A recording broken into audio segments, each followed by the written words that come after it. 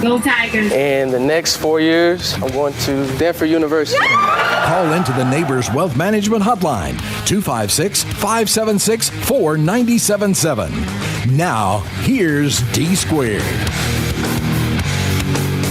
Welcome, everyone, to this Thursday edition of the Recruiting Blitz on Blitz Sports Radio. Bandyman Bailey Lowry still producing for me behind the glass. Appreciate him. Appreciate you guys joining us. And don't forget to download our Blitz Sports Radio app, and that is at the Google Store, the Apple Store. We've been going strong since late July with our streaming channel. And later today from 2 to 4, you can hear the Bandyman Bailey Lowry, Captain Cool John Abraham, as they will bring you the afternoon blitz and probably have a lot of live updates from the SEC tournament as well, because we on our sister station, 97.7 The Zone, we are going to have full coverage of the SEC tournament, and it will be starting today at noon. As we said, the matchups, Mississippi State and Florida, bubble implications there. Florida needs to win the tournament, but certainly Mississippi State needs to get some wins to ensure they're the 8th team in the SEC, from the SEC into the NCAAs, because it looks like Arkansas is in, Auburn is in, certainly Missouri. They look like they have 7 teams in solidly. The number 1 seed, though, is Alabama. They will get the winner of that first game between Mississippi State and Florida. And we wanted to bring you the press conference yesterday. Nate Oates previewing their game on Friday they get the winner of Florida, Mississippi State. But the other key, too, is had a couple of guys that won postseason awards. You haven't heard from the Alabama player since February 18th when the Brandon Miller information with Jaden Bradley broke. But, Brandon Miller named the SEC Newcomer and Player of the Year, the first time that's been won by the same player since 2012. And Anthony Davis, who led John Calipari to his only national championship as Kentucky won it all. They were a great basketball team. And then, of course, Javon Quinterly, co-6th man of the year. And Nate Oates also spoke to the media, and we wanted to bring you some of that here on the Blitz Sports Radio on the Recruiting Blitz with D Squared. Here is Nate Oates, Brandon Miller, and Javon Quinterly from yesterday. Yeah,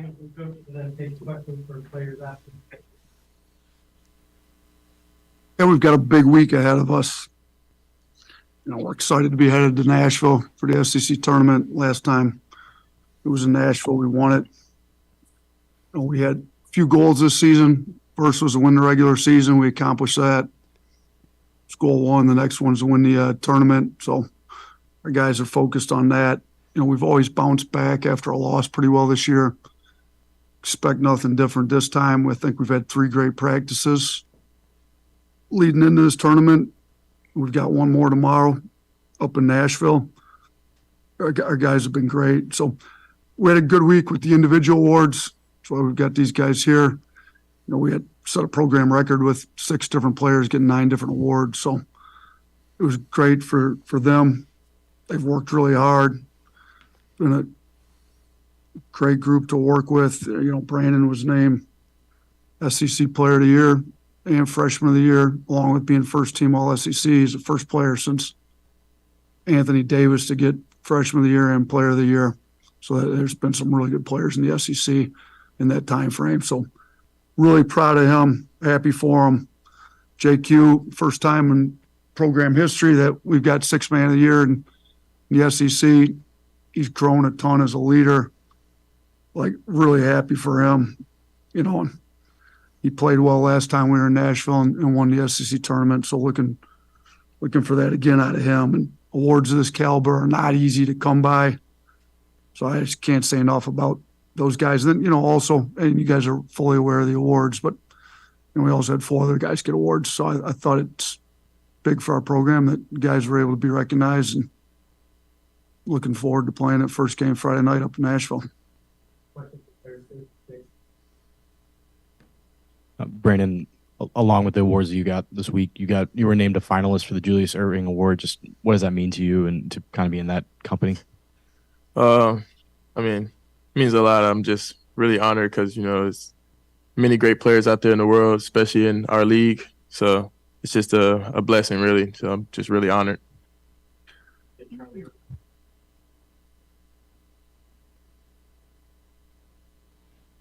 For Brandon, obviously, there's been some stuff happening off the court. Just, do you have any comment on that and how this has kind of transpired for you and dealing with it? never lose sight of the fact a family has lost one of their loved ones that night. This whole situation is just really heartbreaking. But respectfully, that's all I'm going to be able to say about on that. For JQ, what have you told Brandon to kind of help him out? What was the team's message to Brandon as the players to kind of help him through this time? I feel like we just, we stayed together as a team, and we just made sure that he was good.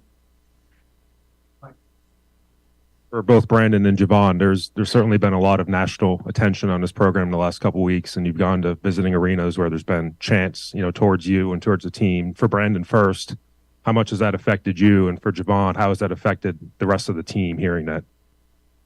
I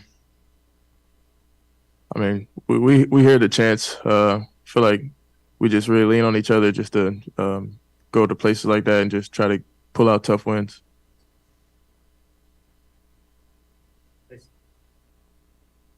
JQ obviously winning Sixth Man of the Year.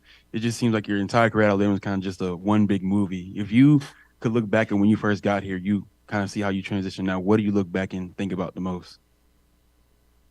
I probably think about my retro year the most. Just how tough that was for me, not being able to play, and just having to just practice and not be able to play in the games, and how hard that was. And then the following year, win the SEC championship. It's been a journey. It really has been. And I wouldn't change anything in my journey because it's made me the person that I am today. And that's why I'm so honored to receive Sixth Man this year, even though I feel like I should have won it 2 years ago. Yeah, Brandon, just in the past, month or so, there's been just criticism, the fact that you haven't sat out any games. How would you respond to that? Again, I just lean on my teammates, and we just go places to get wins. Brandon, along with that question that Nick just asked, just to add to that, just to have the mental fortitude and to be able to rely on your team during all of this criticism, I guess we can call it, the extra spotlight on you. I mean, something you could never prepare for. What's been the biggest challenge for you and able to stay focused in the game of basketball?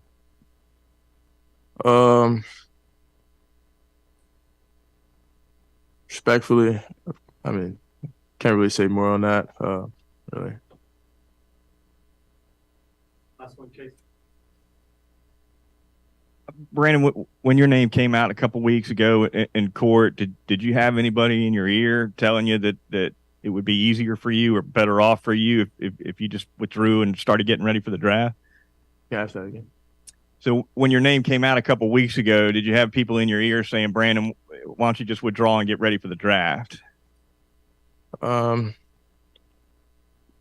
mean, I hear a lot of people in ears of chants, I just feel like I just lean on these guys next to me and, it just build me up to a person that I am now. Brandon, it's award season and your name's going to be mentioned for a lot of things. Just two questions, kind of what do you want to be remembered as at Alabama? What legacy do you want to leave behind? And then also, you just did talk about the draft. What would be your message towards an NBA team getting Brandon Miller at the end of this season? One thing, I want to be remembered as a champion. I mean, I know JQ has a ring on his under his name. I feel like, I mean, where I'm from, so I feel like we can go to Nashville. I feel like we can go to Nashville and win another ring. So I feel like that's just the biggest thing with us. Just want to be known as a winning team. And then your message to NBA team about what they would be getting. Can't really speak on what they be getting now. To kind of just control what I control now. Just going out to Nashville and get wins. Thank you, guys.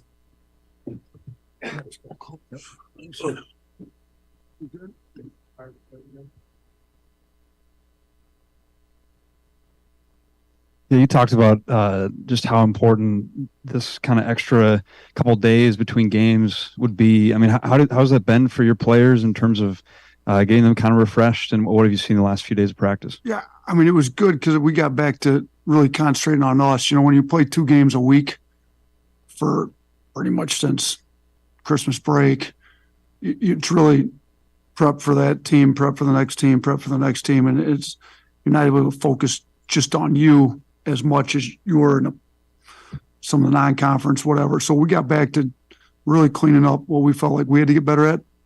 Guys were able to do a lot more individual skill stuff. We've got different shooting drills we do in practice. We did one today. We set a program record for it. It's all threes. I feel like we're shooting the ball a little better, which would help situation out. I think our guys got some confidence back. Some guys that maybe were getting a little banged up got their legs back up under them. I think they're a little more fresh. You know, we've tried to be smart with, we've got a lot of data that Henry and Clark, our strength coach, our trainer, give us on workload, all that stuff. We've tried to be real smart with that while still getting a lot of work in these last 3 days. So I feel like we've gotten ourselves better. Now we're starting to turn, and we still don't know who we're going to play. So you can't take a whole day and just put it to one team. So we're doing a little bit of that, but we're getting ourselves back to being the best version of us we can be. You hear all the time, Coach, that sports allows you to keep your focus where you need it to be. Obviously, this team has been tested in so many ways this season. As I just asked Brandon, I want to ask you the mental fortitude. What have you learned about the team watching them go through each week? And what have you also learned about yourself during this? Yeah, it's a great question. I go back to when we first got together as a team the first week this summer, and like the love for the team amongst themselves. They're a great group of kids. They all love each other, and everybody says they're going to have great culture at the beginning of the year, and then you go through the season and face adversity, whether it's losses or off-court adversity, and you find out how much you really do care for each other, love each other, and your culture gets tested a little bit. And I think our guys have responded well. They've really leaned into each other. They love each other. Myself, you lean on my faith a lot. Spend a little more time in the scriptures praying for wisdom. It's been a very tough situation, as you understand. I mean, like Brandon said, it's been heartbreaking just on all accounts, but there's things that are a lot bigger in life than basketball, but at the same time, we still have my job is to lead these young men, and they needed a lot of leading this year. And I don't think God puts you through anything more than you can handle. So that's kind of where my thoughts have had to turn in these last few weeks.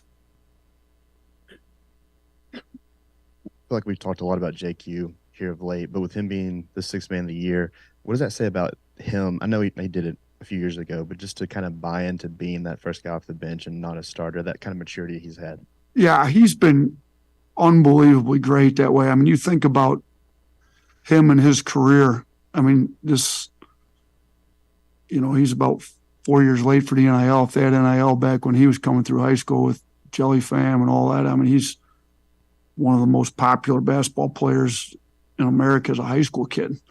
So for him to, then, everything he went through to get to where he finally got to us, for them, then he has to sit. He just told you that was the toughest year of his career. He sits a year. Then when he finally is able to play, to come off the bench after having his name, that takes some humility.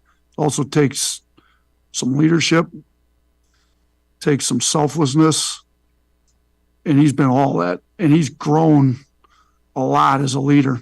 I think the picture was put out of Jay Wright and him and me kind of talking there before the last game, and Jay's point was how much he had grown since Jay had him. My point was how much he's grown since we first got him. And, he's really turned himself into a great leader that really cares about his teammates and cares about the right things, and guys that only care about starting, to me, are worried about the wrong things.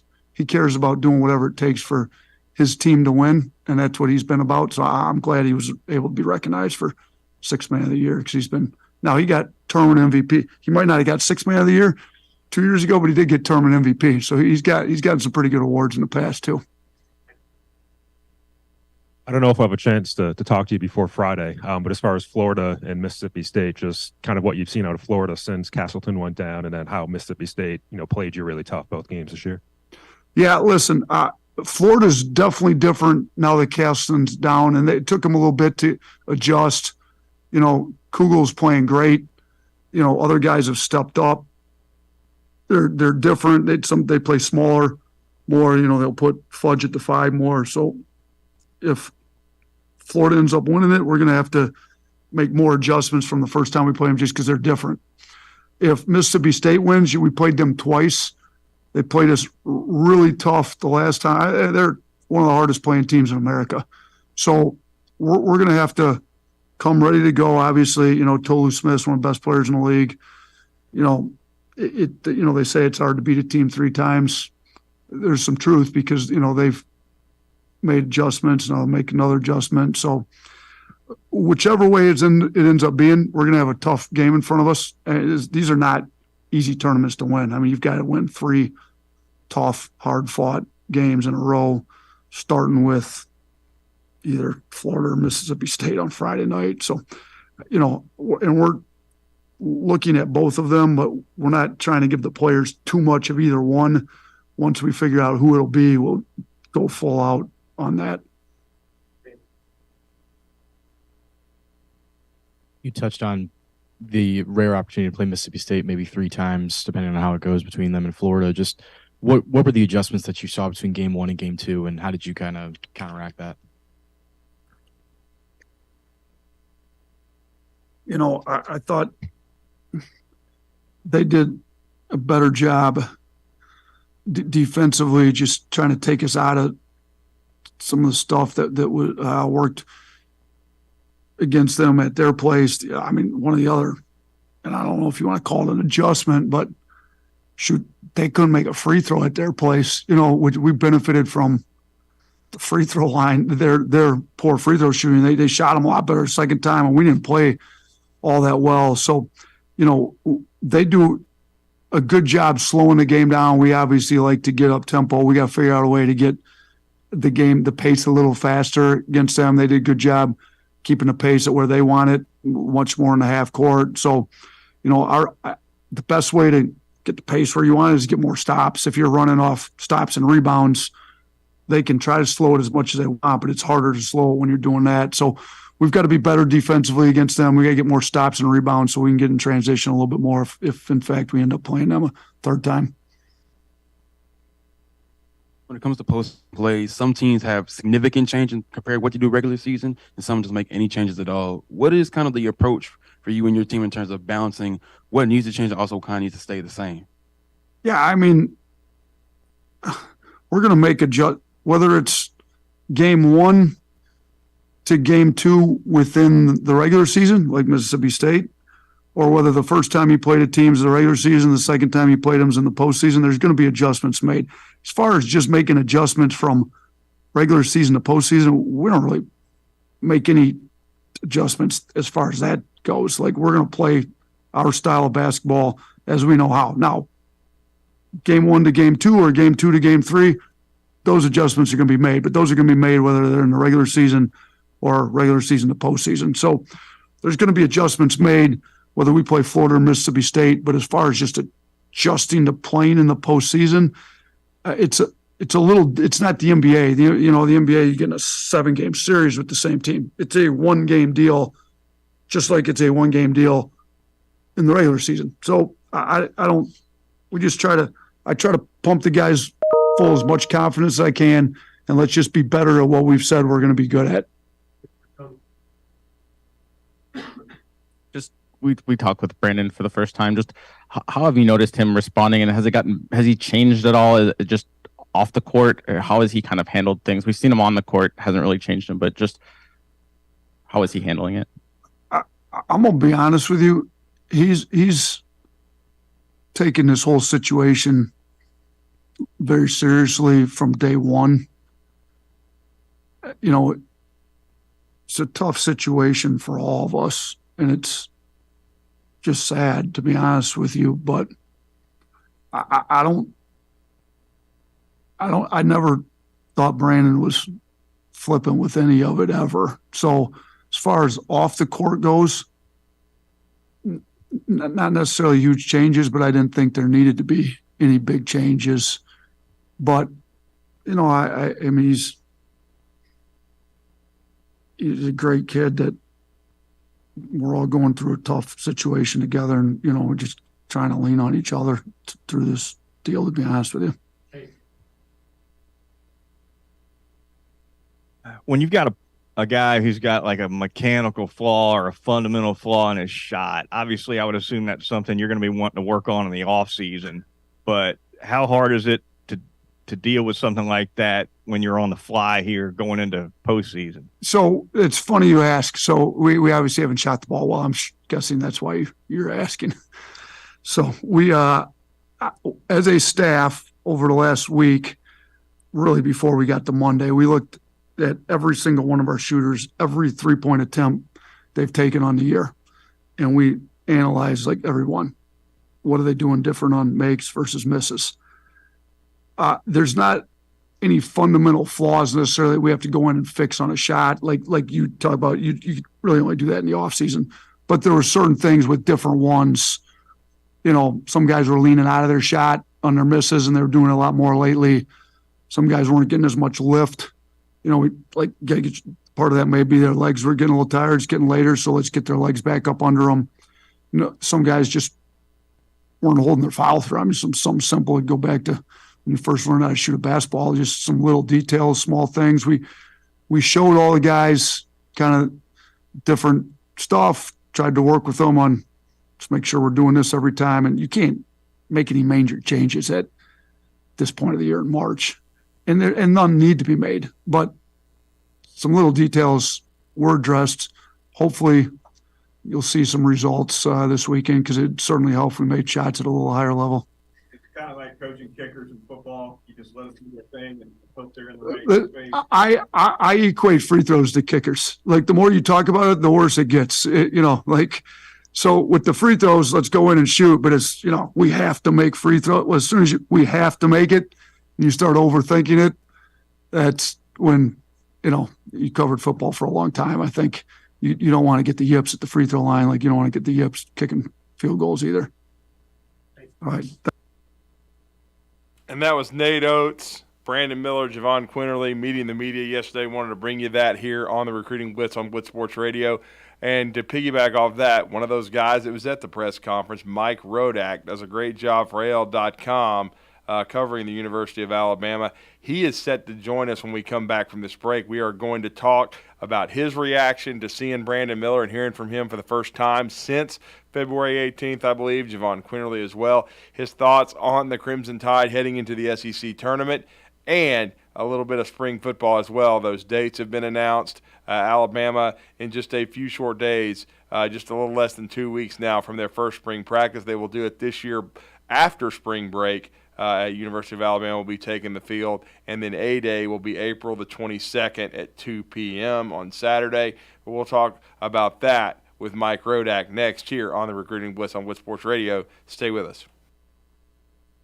Larry of Best Vein Care of Huntsville. When we evaluate a patient and they indeed have significant venous disease, most third-party payers, private insurance, Medicare, require us to treat every patient conservatively at least 90 days. Conservative treatment includes increasing ambulation, elevation of the legs, and the wearing of compression stockings. It's very common for folks to come see us in March or April wanting to have their veins fixed before they go into swimsuits starting in June.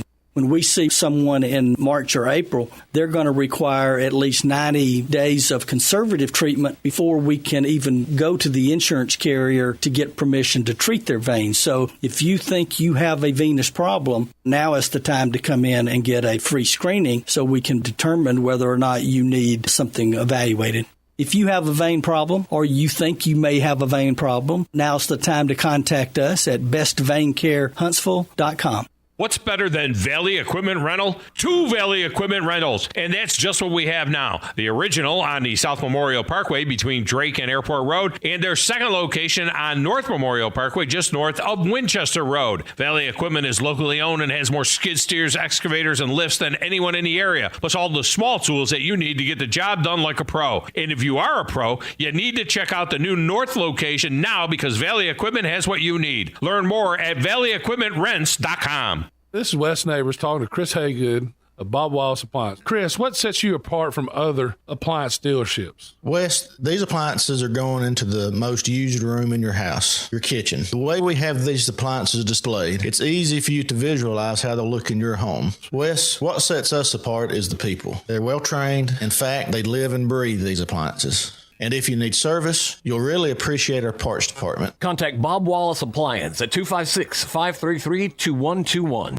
Great food and the best live entertainment is what it's all about at the Furniture Factory Bar and Grill. Head to downtown Huntsville every Tuesday for karaoke on the only outdoor karaoke stage in North Alabama. Thursday night is the Valley's longest running and biggest bike night. Food and drink specials, giveaways, and live music on the patio. And the Furniture Factory menu is fully loaded with options from steaks to salads, plus a whole lot more. Featuring a weekday happy hour that starts at 3. 619 Meridian Street, downtown Huntsville, and online at FurnitureFactoryBarGrill.com. It's the kid in grade school who paints her face blue and white before every home game. It's the accountants and salesmen who give up their Friday evenings to referee. It's the cashier at the corner convenience store who wears school colors on every game day. What makes high school sports here in Alabama so special? They do. You do. We all do. This message presented by the Alabama High School Athletic Association and the Alabama High School Athletic Directors and Coaches Association.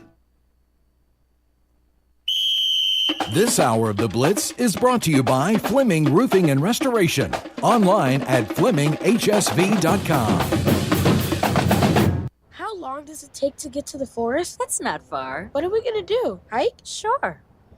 Are we there yet? Yep. It's a short drive from your neighborhood to your naturehood. Visit discovertheforest.org, brought to you by the Ad Council and the U.S. Forest Service. The Blitz has been called.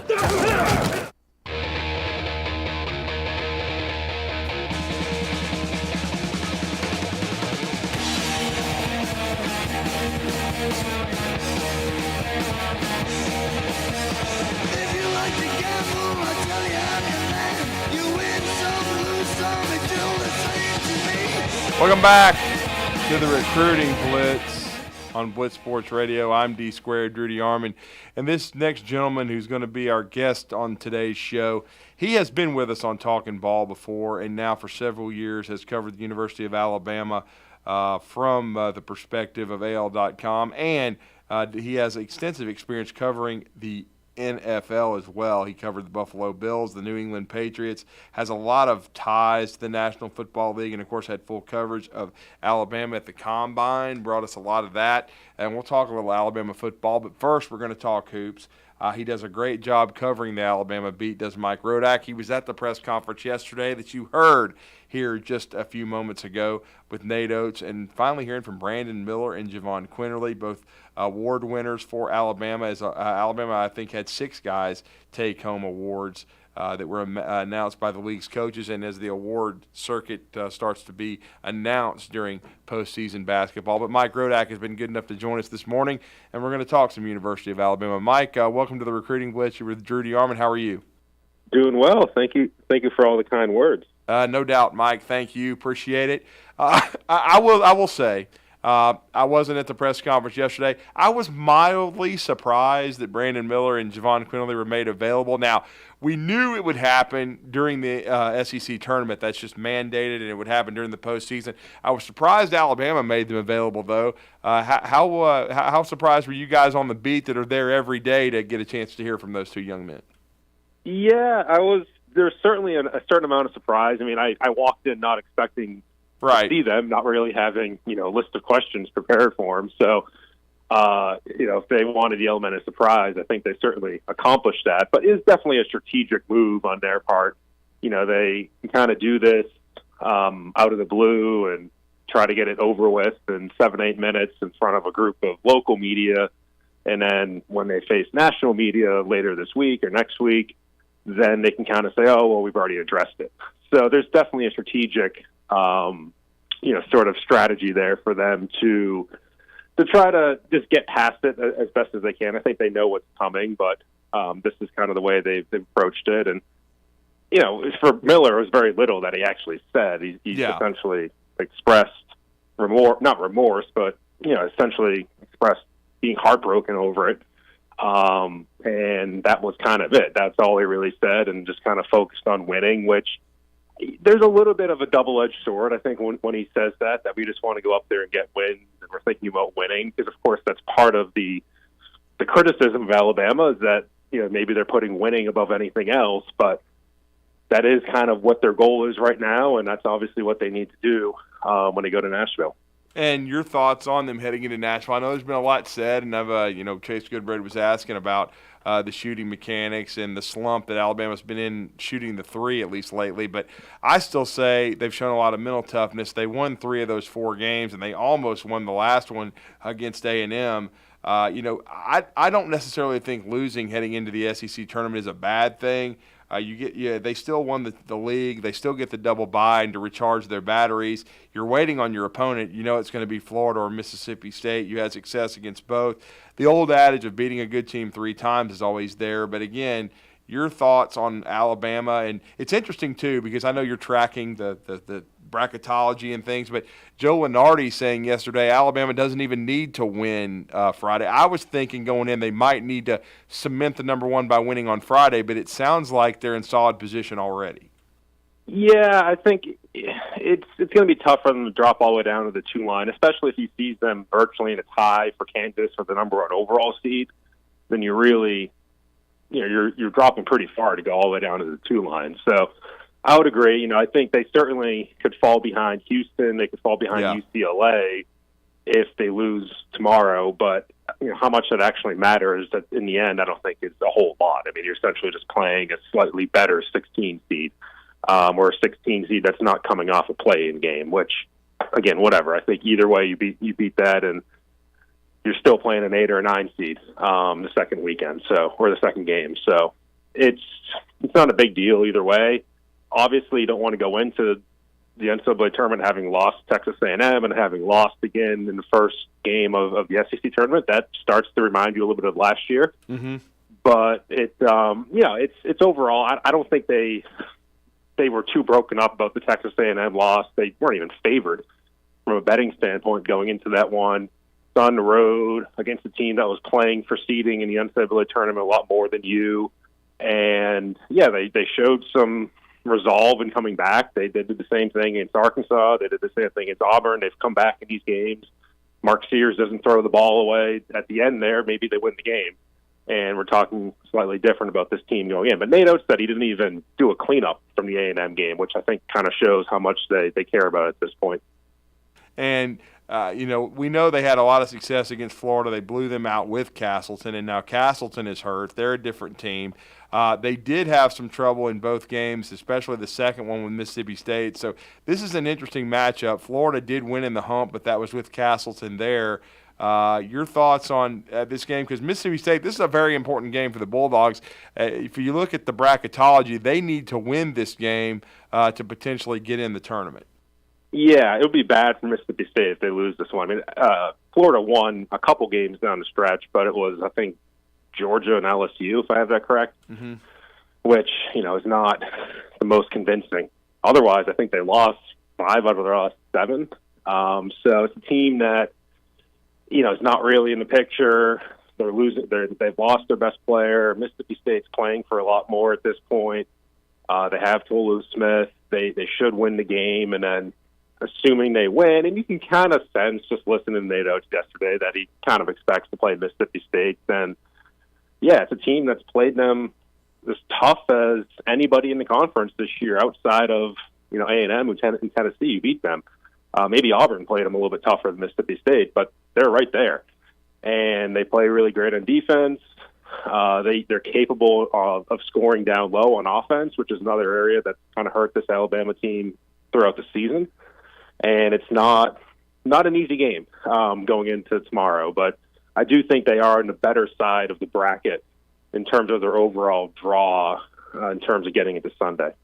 Yeah, and then we know, and I've heard this said, and you kind of referenced Joe Lenardi, but it'll depend on Kansas as well. The Big 12, we all understand, is the best league, and they certainly dominated the SEC Big 12 Challenge. And Kansas and Bill Self, the defending national champs, and they could be the number 1 overall seed. But there's a lot for Alabama to play for. I mean, usually it'll make your draw easier, but Alabama could theoretically, if they win this tournament for the second time in 3 years under Nate Oates and do the daily double, winning the regular season and the tournament for the second time, they could be the number 1 overall seed. So there's some things for Alabama to play for right now.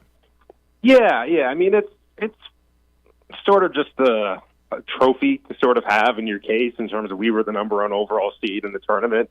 Like I said, I don't know if it really affects your ability to win 6 games in a row and win a national title. I don't know if there's much of a difference between the number 1 overall seed and the number 2 overall seed in that regard, but you can say that you were the number 1 overall seed, and that has some value. But again, you just got to win 6 games in a row, and I don't think anybody at the end of it's going to be looking back and saying, was Kansas or Alabama better? If they play each other at the end of the tournament, then we'll find out. Yeah, and it would be significant for the program to be a number 1 seed. They've never had that happen.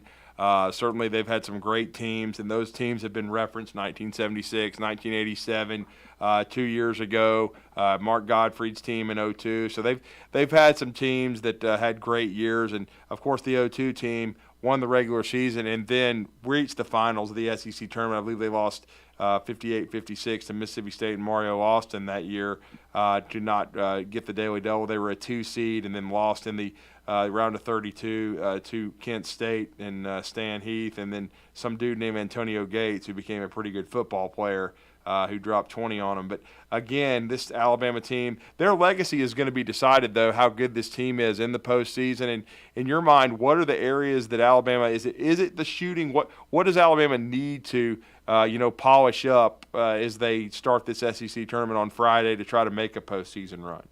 Yeah, it definitely starts with shooting. I don't think you can shoot sub 20% from 3 and then win 6 games in a row, which is what they would need to do. I mean, their defense is great. It's 3rd in the country in efficiency, but that's still very hard to overcome against some of the best teams in the country if you can't shoot the ball well. And Brandon Miller hasn't shot the ball well. He's 4 of his last 24. Rylan Griffin is 0 of his last 11. Amari Burnett is 1 of his last 15. Yeah. Noah Clowney's 2 of his last 12. So you need a few of those guys to start to heat up again. And, for Griffin especially, it seemed like he was making so much momentum behind him in the middle of the season. And then really the last 3 weeks or so just has completely lost it. And you thought that was going to be a big player or a big piece of what they're going to do in March, and just kind of hasn't come together for him. Obviously, time's running out for Dom Welch. We've seen some signs with him. But at the end of the day, if Miller and Sears can be the engine and shoot close to 40% from 3, then you're going to be in really good shape. Yeah. But if they're shooting 20%, it's going to be a little bit different for you. Well, and I thought those stats you just gave us, too, are the key. That's the real key for me. I think Miller will be fine. I think Sears will be. I've seen them bounce back, but they need to have the bench. And JQ's been unbelievable lately. That's why he was sixth man of the year. But they need to get Rylan Griffin and Namari Burnett back scoring the ball, because they've been open. They just haven't been making the shots you saw them make earlier in the year.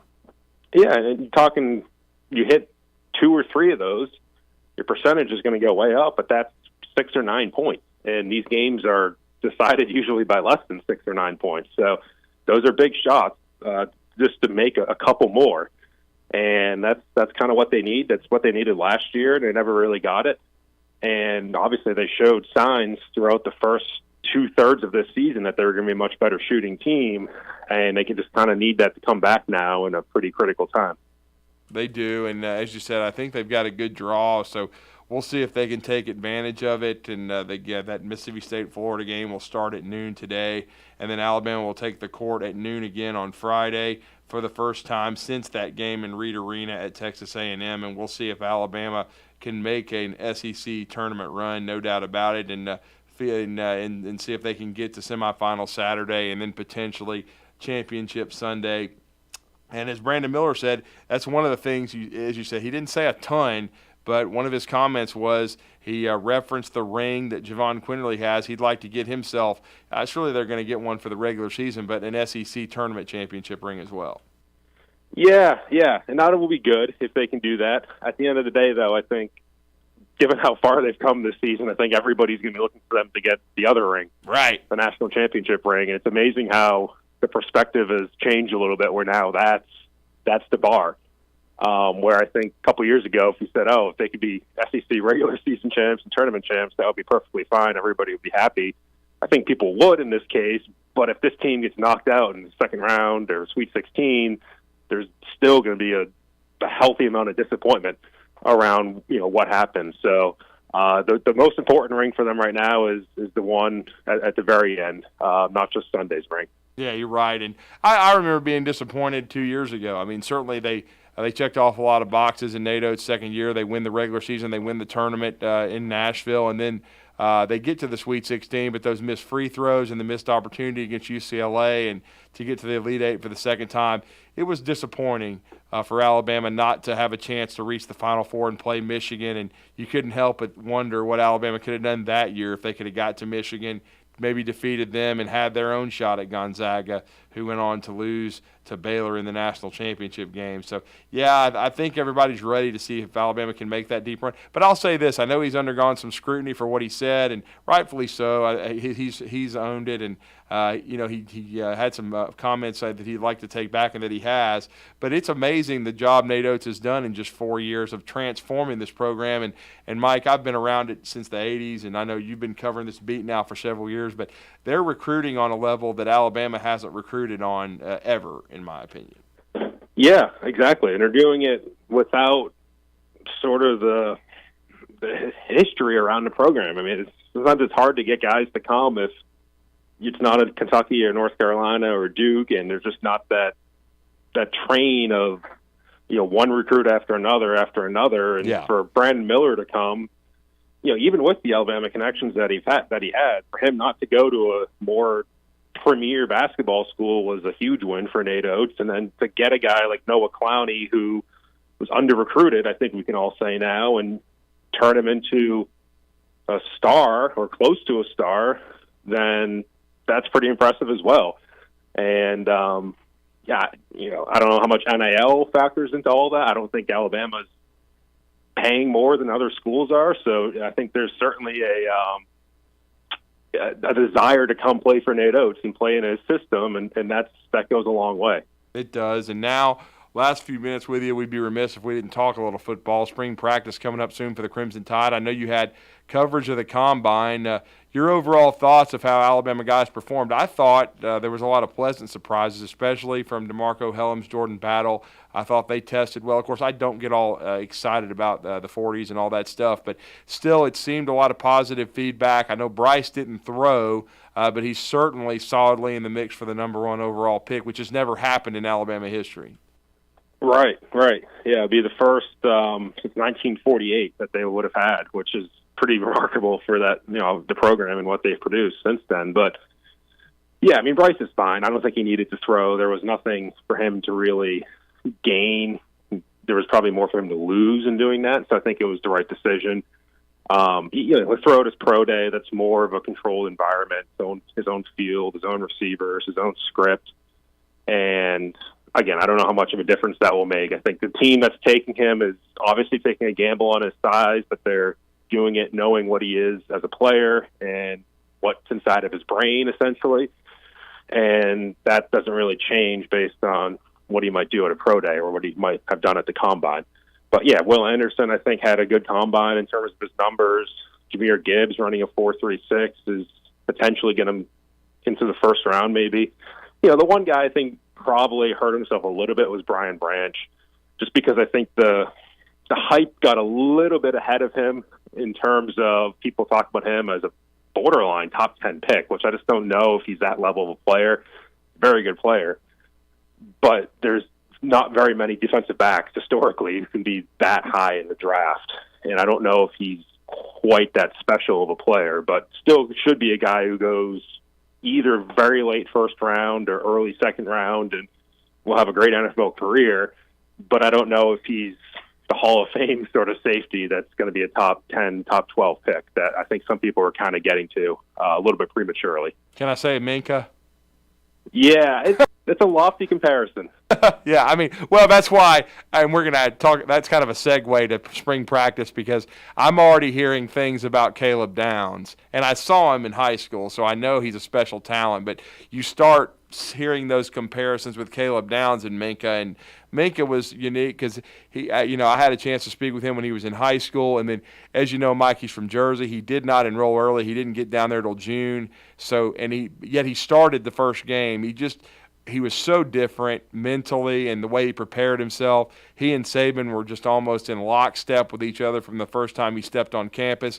I still think it was one of the dumbest trades in NFL history with what Miami did, and he's going to end up in Canton. But Caleb Downs and Minka, that's another one that kind of raises your eyebrows a little bit.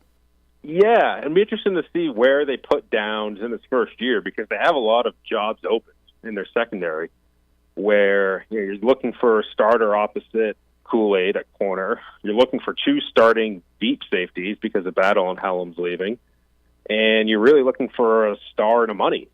So that's 5 out of 6 positions in the secondary that I would say are wide open at this point. And Downs could probably play deep safety. He could probably play down closer to the line like Branch did in that star or money position.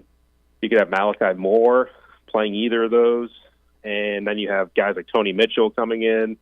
You already have Christian Story and Devontae Smith and Jake Pope in the program. So a lot of guys for some different spots. I'd imagine you're going to move some guys around and see what's best for some of these guys. And that's the secondary in general, outside of the quarterback competition. That's really the most interesting position group for me just going into the spring and how much they have to replace and how much uncertainty there is in terms of naming who's going to start at each one of those spots come September. And what about the comment Brian Branch made? I know he was asked it, but he made some eyebrow-raising comments about Ty Simpson. It might have been DeMarco Helms in terms of was it DeMarco comparison. Okay. My bad. Okay. Yeah, that's all right.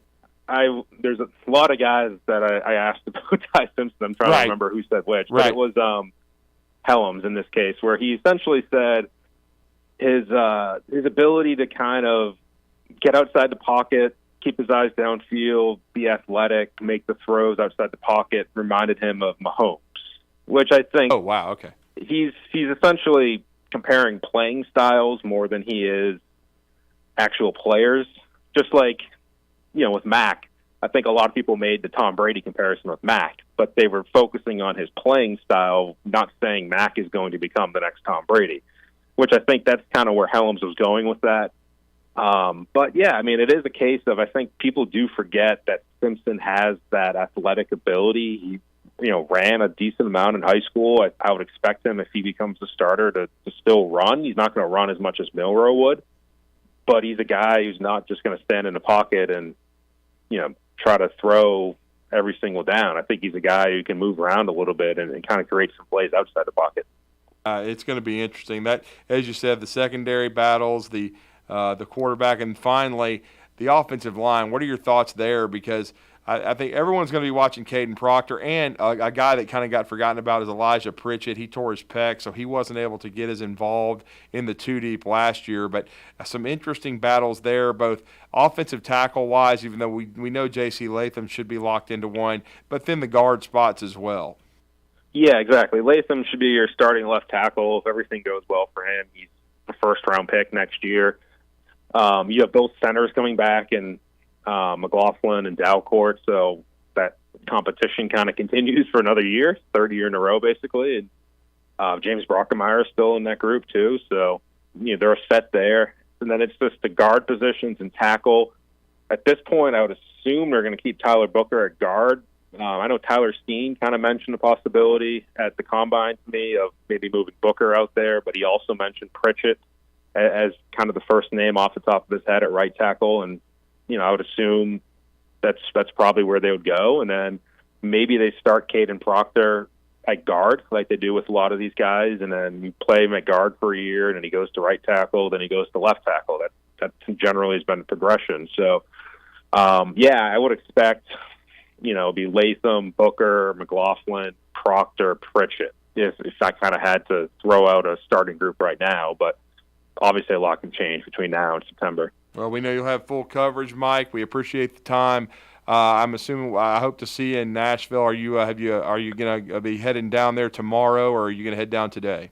I'm actually not heading up this week. I'm going to try to take the weekend off and be with my kids, because gotcha. I was at the Combine last week, and then the next 3 weeks are going to be the NCAA tournament. So I figured I should be at home for one of those weeks. There you go. And then, of course, you've got they got a nice staff over there, and including Mike Casagrande, who can pick up the slack there, and I know and cover Alabama. So we look forward to seeing you, hopefully in Birmingham at the NCAA tournament. Hopefully Alabama can stay home. We'll see. But great job, and let everybody know how to follow your coverage. Yeah, and AOL.com, also on Twitter at Mike Rodak. Thank you, man.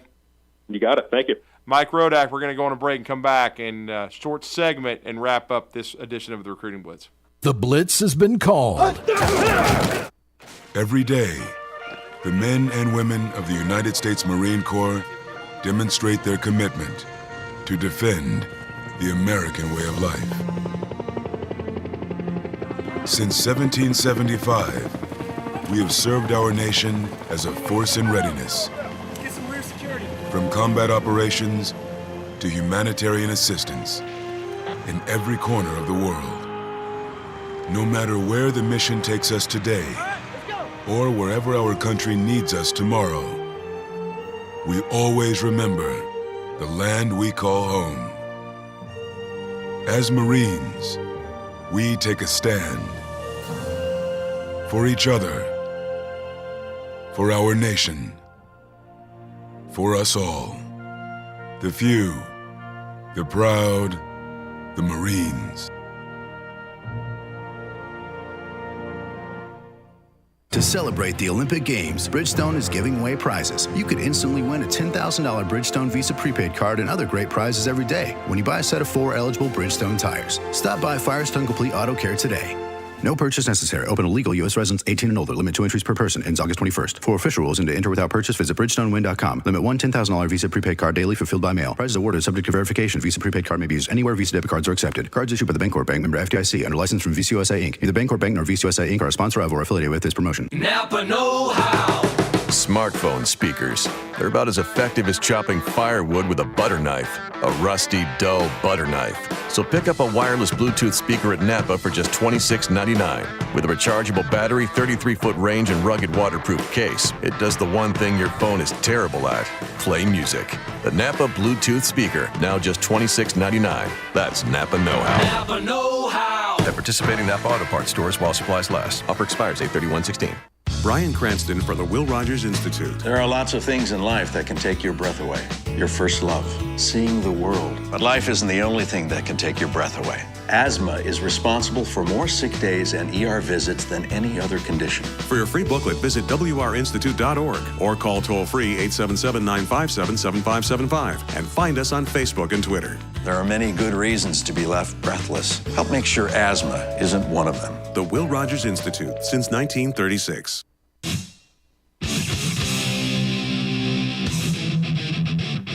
Welcome back. We are wrapping up this edition of the Recruiting Blitz on Blitz Sports Radio on this Thursday. Big thanks to Mike Rodak, who joined us from AL.com to talk some Crimson Tide basketball and football.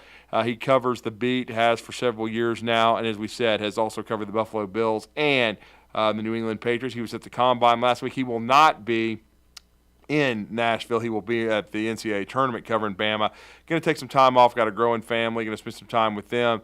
You got Mike Casagrande, who will probably be for AL.com covering the University of Alabama and the SEC tournament. And so you can follow his coverage. Don't forget later today, the Bandyman Bailey Lowry, Captain Cool John Abraham. The one and only Joe Hunk going to join them on the afternoon blitz from 2 to 4. So download our app at the Google Store, the Apple Store, for the Blitz Sports Radio. We'll be coming to you tomorrow talking some SEC tournament at 9 a.m. before we head down to Nashville to wrap up another week of the Recruiting Blitz. But I'm D Squared.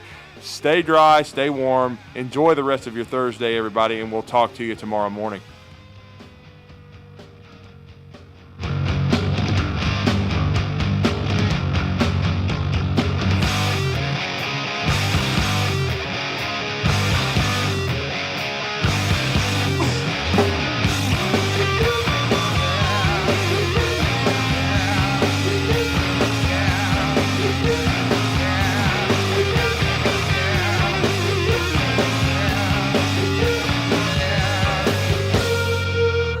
Are you tired of chasing a roofing contractor to show up on time, or even show up at all? I'm Sam Fleming with Fleming Roofing and Restoration. Our motto at Fleming Roofing is we show up. Our goal at Fleming Roofing is to provide the reliable customer service that you deserve, and we have the resources to meet all of your roofing needs: residential, commercial, industrial, replacement, or repairs. We are manufacturer certified for roof coatings, single-ply membranes, and asphalt shingles. Whenever you need a roofing professional you can count on, call Fleming Roofing and Restoration. We are committed to finding the solution that meets your needs. We don't have quotas or heavy-handed sales tactics. Fleming Roofing, we have expert experience. We show up. Free estimates, residential, commercial, industrial, replacement, or repairs. Check us out at FlemingHSV.com. FlemingHSV.com. When you need a quick response, it's Fleming Roofing and Restoration. We show up. This hour of the Blitz is brought to you by Fleming Roofing and Restoration. Online at FlemingHSV.com. Guys, when we were 20, we never had to worry about spontaneity. And now that we've gotten older, spontaneity has been replaced with pills and injections. We're just trying to keep that intimacy, but it's taken away from spontaneity. At Advanced Life Clinic, we now offer GainsWave, which uses sound waves to non-invasively treat this issue with no need for pills or injections. Just give us a call, 256-888-9367, or check us out online, advancedlifeclinic.com. Do you have discomfort in your legs? Varicose veins can affect not only how your legs look, but how they feel. Symptoms of varicose veins include pain, swelling, aching, heaviness, and fatigue. Dr. Tracy Lowry of Best Vein Care of Huntsville can diagnose and treat your varicose veins with the latest minimally invasive techniques. Diagnosis and treatment is covered by most insurances. Call 256-715-7151 to schedule your free screening. Go to bestveincarehuntsville.com. This is Wes Neighbors with Philip with Eagle Insulation, and we have an announcement to make. Yes, Wes, we are now Eagle Masonry and Insulation. Still a place to call for your installation needs, but now we offer masonry services. What kind of masonry projects can you handle? Wes, no job is too big, no job is too small. We can do renovations, new construction, outdoor fireplaces, fire pits, brick landscape borders. Well, when you came out to my house, you did both the insulation and masonry at the same time. You guys did rock for me, you did brick for me, and you insulated my house. That's usually done at the same time that you're building a house. Absolutely. It really capitalizes on two services you need at the same time, and you can get one company to handle both of those. Philip with Eagle Insulation will come out, do your installation. He'll do your masonry. They do a great job. They guarantee your work. Check out more online at insulatedwitheagle.com and schedule your free examination today. 256-755-1556. Thanks, Wes. With us today, Dr. Tracy Lowry of Best Vein Care of Huntsville. When we evaluate a patient and they indeed have significant venous disease, most third-party payers, private insurance, Medicare, require us to treat every patient conservatively at least 90 days. Conservative treatment includes increasing ambulation, elevation of the legs, and the wearing of compression stockings. It's very common for folks to come see us in March or